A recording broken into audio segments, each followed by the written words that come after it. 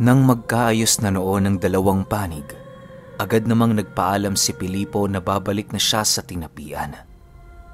Hinatid naman siya noon ng tatlo upang kahit papaano'y maipakita nila ang kanilang mumunting pasasalamat sa antingero. Kapag may problema kayong tatlo, huwag kayong magdadalawang isip na lapitan ako. Nandyan lang ako sa bahay, hindi ako lalayo. Wika ni Pilipo nang marating na nila ang kanilang baryo. Oh, Ginoong Pilipo, hindi ho namin kakalimutan ang bagay na yan. Pangako ho, hindi na kami kailan may magkakaroon ng kung anong hidwaan. Sagot naman ng lalaki. Matapos ang kanilang pagpapaalam, agad din namang nilisan ng mga ito ang kanilang baryo. Si Pilipo noon, pumasok na sa kanilang bahay upang kausapin ang kanyang lola. La, nandito na ho ako. Kumusta ho kayo? Bungad ni Pilipo pagpasok niya ng kanilang tahanan.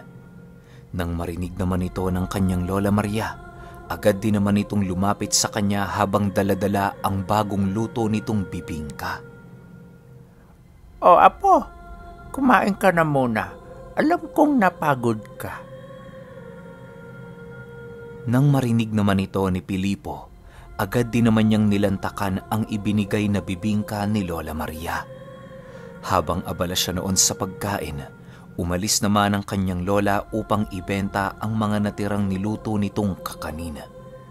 Nais pa sanang samahan noon ni Pilipo si Lola Maria, pero pinigilan siya nito.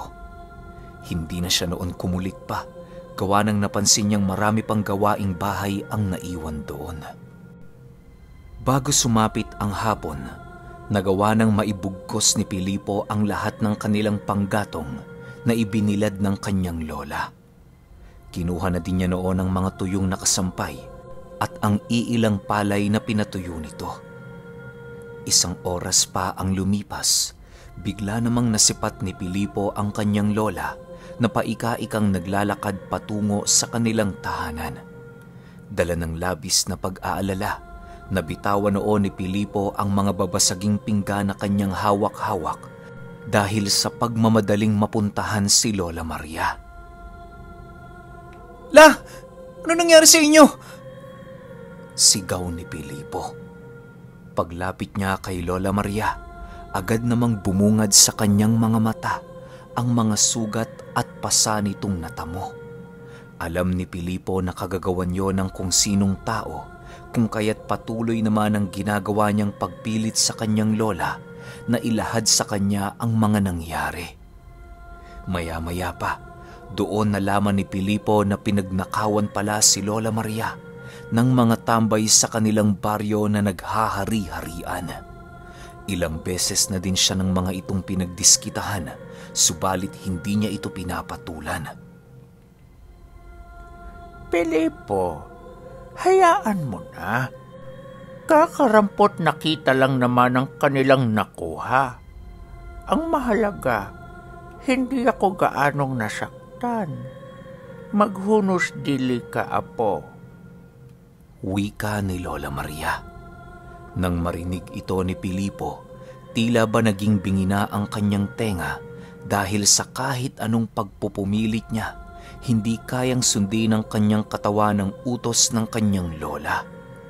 Maya-maya pa, dahan-dahan naman niyang inalalayan si Lola Maria papaloob ng kanilang bahay upang mapainom yon ng tubig. Hinilot niya din ito ng bahagya nang sa gayoy hindi maapektuhan ang iba pang parte ng katawan ng matanda. Pasensya na kayo, La, pero hindi ko kayang palagpasin ang ginawa nila. Matatanggap ko pa sana kung ako yung binugbog eh. Pero yung kayo, hindi naman ho tama yun. Kung patayan ang nais nila, ikinagagalak ko silang pagbigyan. Gigil na wika ni Pilipo. Nang marinig ito ng kanyang lola, ginawa naman ito ang lahat para pigilan siya. Pero kahit anong gawin ito, alam niyang wala na siyang lakas para pigilan ang galit ni Pilipo.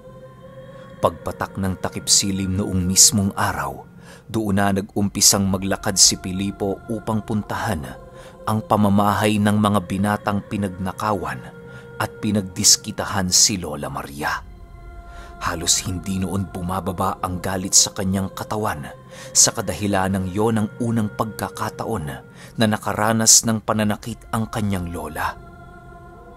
Maski ang lolo ambu niya noon, sigurado siyang hindi ito napagbuhatan ng kamay nung ito ay nabubuhay pa. Ilang minuto pa ang lumipas, nadaanan naman ni Pilipo ang mga binata na naroon sa gilid ng plaza. Naninigarilyo pa ang iilan sa mga ito habang ang iba naman ay halos mapabagsak na ng alak. Pagsilay ng isang binata sa paglapit ni Pilipo, agad naman nitong tumawa habang mabilisang tinatawag ang iba pa niyang kasama. Mga tol! Nandito na yung anak ni Maria oh! Oy boy! May kailangan ka ata! Wika nito paglapit sa kanya ni Pilipo.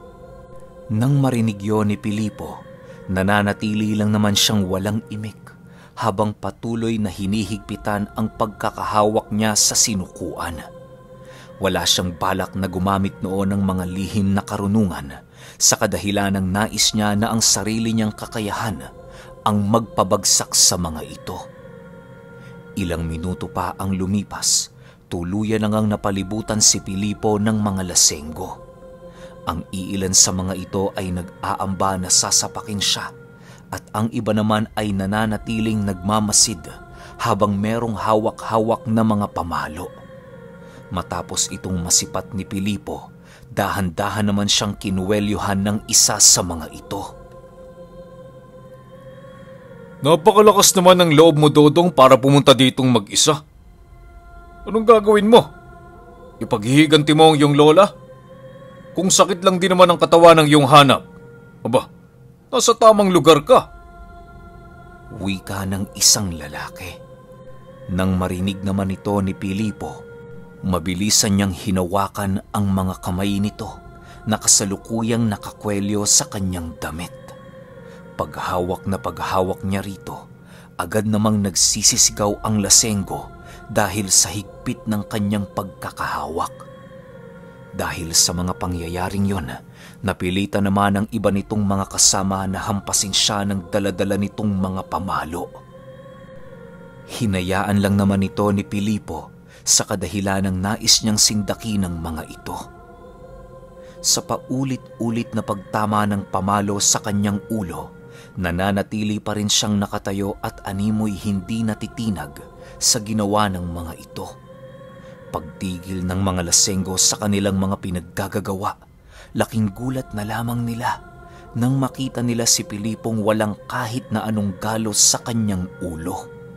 Hindi rin ito nakaramdam ng kahit na anong pagkahilo kahit ilang ulit na niya yung tinamaan sa ulo ng mga pamalo. Yan lang ba ang kaya ninyo? Ang lakas ng loob ninyong manakit ng matanda. Tapos yan lang ang kaya ninyo? Naghahanap nga talaga kayo ng sakit ng inyong mga katawan. Wika ni Pilipo. Matapos niyang bitawan ang mga katagang yon, agad naman niyang ibinalibag sa lupa ang lalaking hawak-hawak niya at mabilisan niyong sinuntok sa puwak. Sa sobrang lakas ng pagkakasuntok noon ni Pilipo, agad namang nawala ng malay ang lasenggo. Akala nga noon ang iba nitong kasama patay na ito dahil sa hindi na yun gaanong gumagalaw. Nakikitaan na din nila ito ng panginginig ng katawan na para bang naghihingalo. Matapos itong gawin ni Pilipo, agad naman niyang hinarap ang mga lasenggo na merong daladalang pamalo. Sa puntong yon, wala nang nagawa ang mga ito kung hindi ang ipagpatuloy ang kanilang paghampas sa ulo ng antingero. Sinalo naman itong lahat ni Pilipo upang maipakita sa mga lasenggo na hindi siya ang uri ng taong madaling matinag at mahamak. Nang mapagtanto ng mga kalalakihan na hindi uubra ang kanilang pamalo, agad namang bumunot ng barel ang isa sa mga ito. Pagtutok nito kay Pilipo, Mabilisan naman niya itong hinarap habang nagwiwika ng, "Kahit ubusin mo ang bala ng baril na yan sa katawan ko, hindi mo ako mapapatay!" Kasabay ng pagwika nito ay ang mas lalo pang paglapit noon ni Pilipo sa lalaking nakatutok sa kanya. Maya-maya pa, laking gulat na lamang ng mga taong naroon nang biglang ipinutok ng lalaki sa kanyang noo ang baril nitong hawak-hawak. Pagtama ng bala sa kanyang bumbunan, laking gulat na lamang ng mga kasama nito nang masipat nila ang pagtalbog ng bala sa ulo ni Pilipo. Bagamat hindi tinabla ng bala ang kanyang katawan, ramdam na ramdam niya noon ang sakit na naidulot nito sa kanyang balat at laman. Matapos ang mga pangyayari, mabilisan namang kinuha ni Pilipo ang baril upang ihagis sa malayong parte ng damuhan. Dali-dali din niya noong hinawakan sa leeg ang lalaki at mabilisang ibinalibag sa lupa. Dahil sa ginawa nito, napag-isip-isip ni Pilipo na maaring halang na ang kaluluwa ng lalaking yon at sanay nang pumatay ng tao. Nang akmang babangon pa noon ng lalaki, buong lakas naman itong sinapak ni Pilipo ng kanyang kamao na kung saan naroon ang sinukuan. Pagtama nito sa katawan ng nilalang, agad naman yung nawala ng malay. Halos hindi pa noon napipigilan ni Pilipo ang kanyang sarili dahil sa patuloy na pangingibabaw ng kanyang galit. Sa isip-isip niya, kung nagkataong wala siyang tangang mutya, maaaring pinaglalamayan na siya noong mga oras na yon. Maya-maya pa, agad namang sumugod ang iilan sa mga kasama nito na merong daladalang malalaking tipak ng kahoy. Walang pagdadalawang isip nila yung inihampas sa katawan ni Pilipo na buong lakas namang sinalo nito. Nang makahanap ng pagkakataon ng antingero na makaganti, agad naman niya yung ginawa ng walang pagdadalawang isip. Kahit anong tikas ng pangangatawa ng mga lalaking pinagsususuntok noon ni Pilipo, hindi yun umuubra sa kanyang taglay-taglay na lakas. Tig-iisang kamaulangang binitawan niya sa mga ito, subalit nagdulot yon ng labis na pinsala sa kanilang mga katawan. May iilang lasenggo nga noon ang napasukan ng dugo dahil sa hindi nila nagawang makayanan ang bigat ng bawat pag-ataking ginagawa ni Pilipo. Ilang minuto pa ang lumipas, tuluyan na ngang natuldukan ng kanilang kaguluhan nang dumating ang mga barangay. Pinagdadakip nito ang lahat ng kasangkot at dinala sa kanilang himpilan upang makausap. Sumama naman noon si Pilipo ng malumanay at kalmado nang sa gayoy magawa niyang maipaliwanag ang kanyang panig. Panatag naman siya noon sa kadahilanang yon ang unang pagkakataon na nasangkot siya sa ganoong kaguluhan. "Pilipo, bakit ka naman napasama sa kaguluhang ito? Hindi naman ikaw ang taong mahilig sa gulo, di ba?" Wika ng isang tanod. "Pasensya ka na, Manong, ha. Nadala lang kasi ako. Yang kasing mga demonyong yan, ginulpe at pinagnakawan ng lola ko. Binaril pa nga ako ng isa sa mga yan eh. Buti hindi tumama." Paliwanag naman ni Pilipo. Matapos itong marinig ng tanod, ninais na muna nilang hintayin ang paggising ng mga lasenggo upang hingin din ang panig ng mga ito. Subalit sumapit na lamang noon ang madaling araw, hindi pa rin nagigising ang mga lasingkero. Dahil sa mga pangyayari, napagpasyahan na lamang ng barangay na pabalikin na lamang ang mga ito sa oras na nasa maayos na silang kalagayan. Umuwi na din noon si Pilipo upang ipaalam sa kanyang lola ang mga nangyari. Ilang araw pa ang lumipas, hindi pa rin sila pinapatawag sa barangay. Akala ni Pilipo ayos na ang lahat, subalit nagkamali siya. Pagtungtong noon ng ika-5 araw, laking gulat na lamang niya nang merong pumasyal na isang tanod sa kanilang tirahan. Ikaw ba si Pilipo? Bungad na tanong nito. Oho, ako nga ho. Bakit ho? Sagot naman ni Pilipo. Sumama ka na muna sa akin sa barangay, iho. Naroon na ang mga taong nakaalitan mo noong nakaraang araw. Huwag ka mag-alala, hindi ka na nila masasaktan. Paliwanag ng tanod. Matapos itong marinig ni Pilipo, agad din naman niyang isinaayos ang kanyang mga gamit na dadalhin. Sinama niya din noon ang kanyang Lola Maria para naman kahit papaano'y meron siyang kakampi pagharap nila sa himpilan. Ilang minuto pa ang lumipas, tuluyan na nga nilang nasilayan ang mga lasinggerong naroon sa loob ng barangay. Huli na nang malaman noon ni Pilipo na ang isa pala sa mga ito ay kadugo ng namumuno sa kanilang lugar. Nang mapagtanto niyang pagtutulong-tulungan siya ng mga ito, wala na siyang nagawa kung hindi gamitin ang kanyang mutya.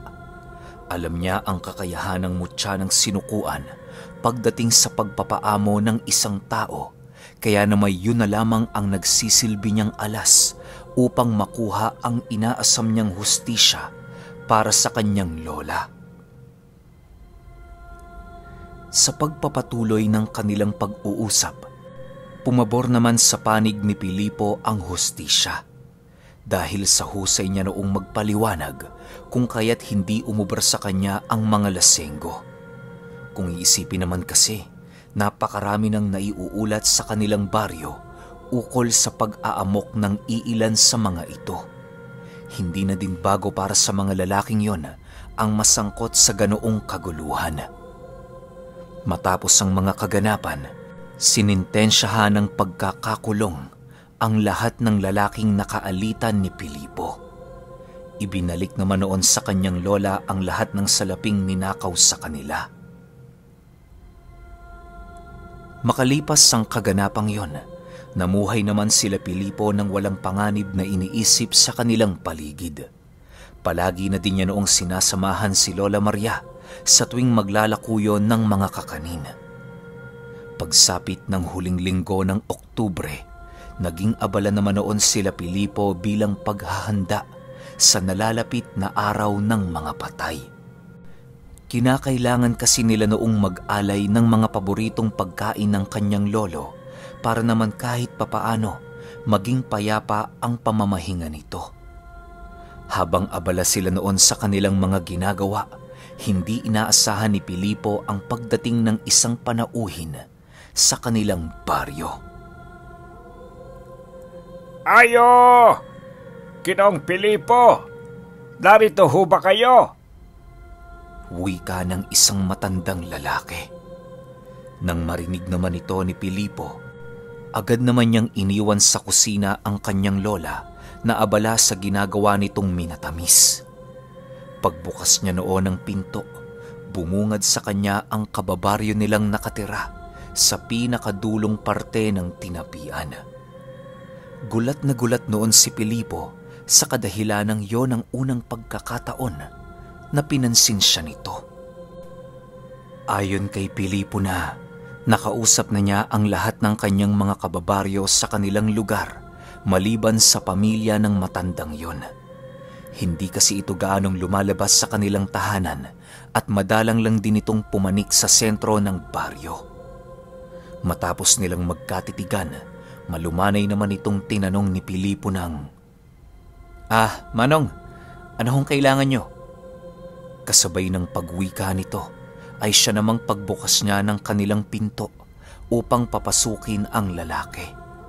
Agad naman yung pumasok sa kanilang tirahan nang sa gayoy mapag-usapan nila ng formal ang mga bagay na nais nitong ipaalam sa kanya. Maya-maya pa, doon na nagkwento ang matanda tungkol sa bangkay ng kanyang asawa na nais na niyang ilibing. Ayon sa matandang yon, ilang taon na niyang itinago sa loob ng kanyang tirahan ang bangkay ng kanyang asawa upang mailayo ito sa mga balbal na nangunguha at kumakain ng mga bangkay ng tao. Hindi niya rin ito nagagawang mailibing sa kanilang bakuran sa kadahilan ng ramdam na ramdam niya ang mga matang nagmamasid sa paligid.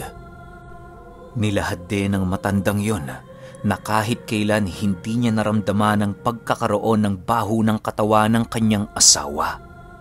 Hindi rin umano ito naaagnas nang sa hindi maipaliwanag na dahilan.